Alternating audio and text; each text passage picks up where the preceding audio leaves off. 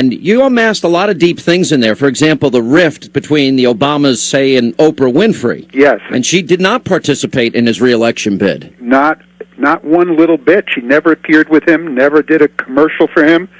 And to this very day, according to my sources with Oprah, she doesn't intend to do anything for him during his second term. Now, that's pretty fascinating to me because I kind of view Oprah as a woman that is a really searching, introspective person and somebody that wants to know truth.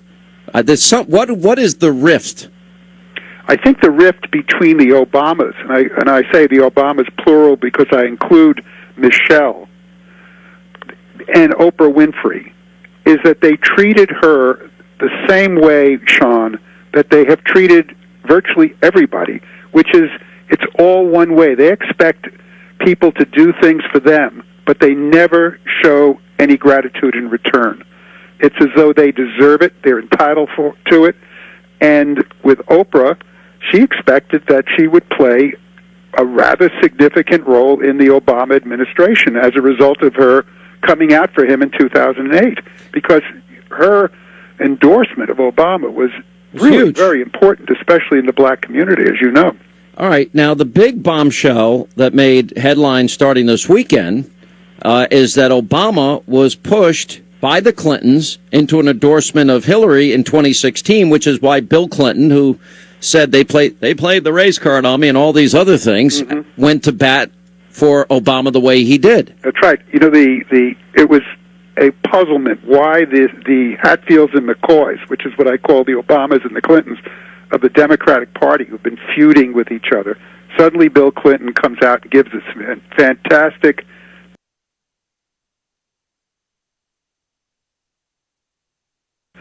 what I discovered after talking to several sources within the Clinton camp is that there was a deal struck, and the deal was quite simple. In return for Bill's speech and for his campaigning, he was promised by Obama that he would be given the right to name the next chairman of the Democratic National Committee, which meant he would then control the Democratic Party, and that Obama would support Hillary in 2016. Obama agreed to those terms, but after he was reelected in November of 2012, he reneged on the promise and said, well, and he started hemming and hawing, and then he renamed Debbie Wasserman Schultz as chairman of the Democratic National Committee, bypassing Bill's nominees, and said, I'm not so sure that I can come out for Hillary, and Bill went absolutely ballistic. Now, where did you get your sourcing for this? People that, I mean, was this a private meeting that leaked? Is this a meeting where people were attended that you talked to, or? Well, I can't name the sources, but I can tell you that they're numerous. There's not one or two, there are 3 or 4 or 5, actually, sources within the Clinton camp. Let me just remind everybody before we take this any further, because this is a pretty fascinating behind-the-scenes detail that. And I find all of these little stories interesting, especially if you follow politics as closely as this audience does. But, I mean, they hated each other. If you go back to the primary in 2007 and 2008, it was pretty vicious, culminating in this. When he put out a hit job on me, at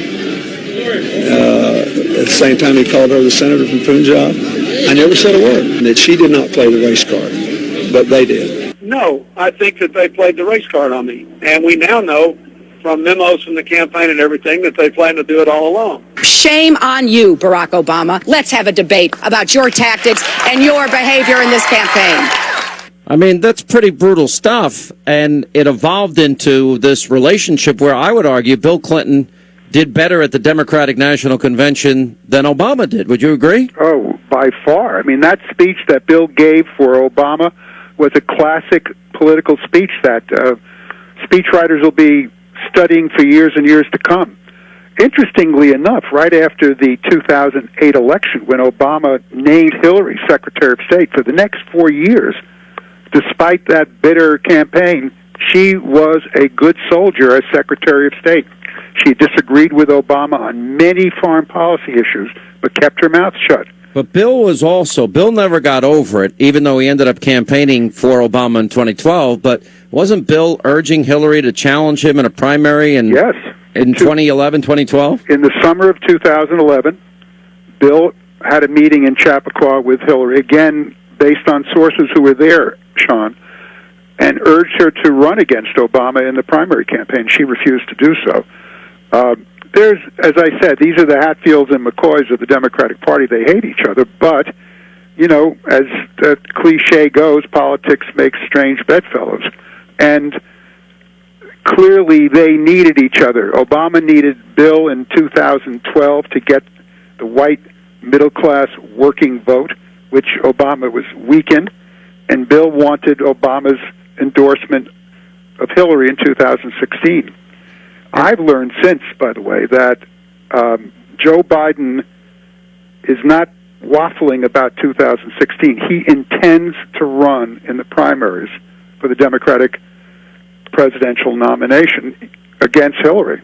I can't see him going far. I don't think he will go far, but I think this will give Obama a very convenient excuse to say, look, he's my vice president. I can't not endorse him, and so I can't endorse you, Hillary. What about your sources that said that Bill ranted so bad? I've heard more from Bush asking my advice than I've heard from Obama. Right. I have no relationship with the president, none whatsoever. Obama doesn't know how to be president, doesn't know how the world works. He's incompetent, and then hence the title of your book, he's an amateur. Right.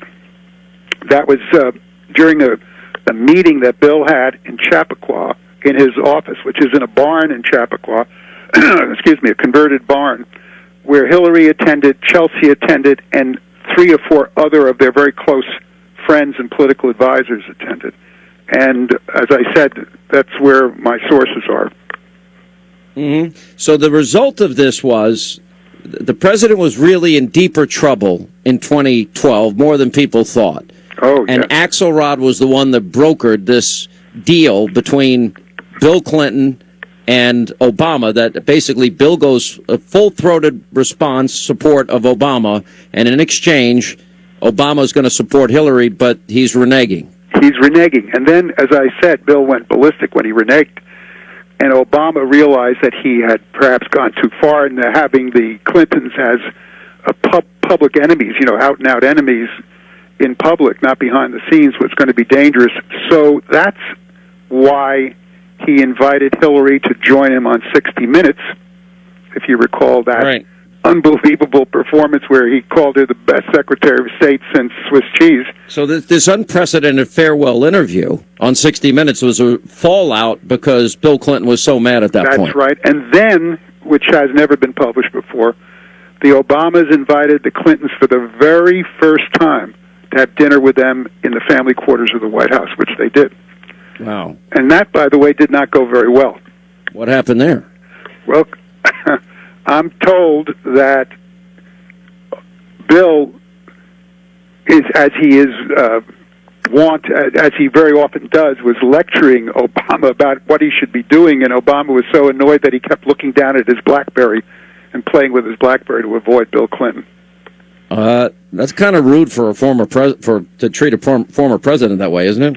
Well, the former president apparently doesn't have much respect for the current president. How much as this Benghazi scandal in particular, all fingers from the White House seem to be pointing to the State Department under Hillary.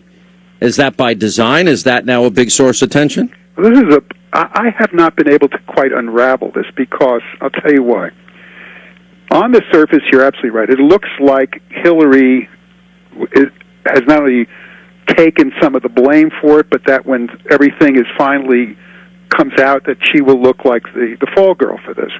But the Clinton people that I have as my sources tell me that the Clintons are not worried about this, that they feel that the cable traffic will basically exonerate her. Now, I don't understand, quite frankly, why they think that. I haven't completed the reporting on that, but they're not very concerned about Hillary, this hurting Hillary in 2016.